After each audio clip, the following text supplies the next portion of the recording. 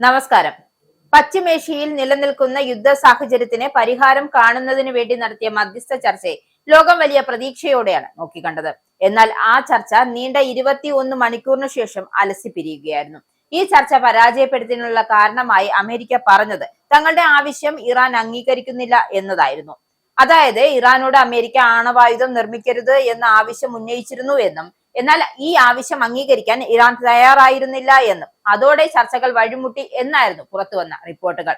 എന്നാൽ ചർച്ചകൾ പരാജയപ്പെടാനുള്ള പ്രധാന കാരണം അല്ലെങ്കിൽ യഥാർത്ഥ കാരണം അതല്ലായിരുന്നു എന്നാണ് പുതിയ വിവരം. അതായത് ഇറാനുമായുള്ള ചർച്ച പരാജയപ്പെടുത്തിയത് അമേരിക്കയ്ക്ക് എത്തിയ ആ ഒരു ഒറ്റ ഫോൺ കോൾ ആയിരുന്നു.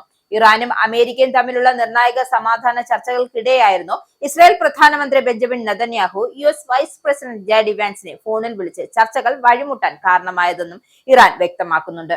പാക് തലസ്ഥാനമായ ഇസ്ലാമാബാദിൽ നടന്ന 21 മണിക്കൂർ നീണ്ട ചർച്ചകൾക്കൊടുവിലായിരുന്നു ധാരണയാകാതെ JD വാൻസും സംഘവും മടങ്ങിയതിന് പിന്നാലെയാണ് ഇറാൻ വിദേശകാര്യമന്ത്രി സയ്യിദ് അബ്ബാസ് അരാജിയുടെ ഈ വെളിപ്പെടുത്തലും എത്തിയത്. നെതന്യാഹുവിന്റെ ഇടപെടലോടെ അമേരിക്കയുടെ ശ്രദ്ധ ഇസ്രായേൽ താൽപര്യങ്ങൾ സംരക്ഷിക്കുന്നതിലായി. യുദ്ധത്തിലൂടെ നേടാൻ കഴിയാത്തത് ചർച്ചയിലൂടെ നേടിയെടുക്കാനാണ് അമേരിക്ക ശ്രമിച്ചതെന്നും ഇറാൻ വ്യക്തമാക്കുന്നുണ്ട്.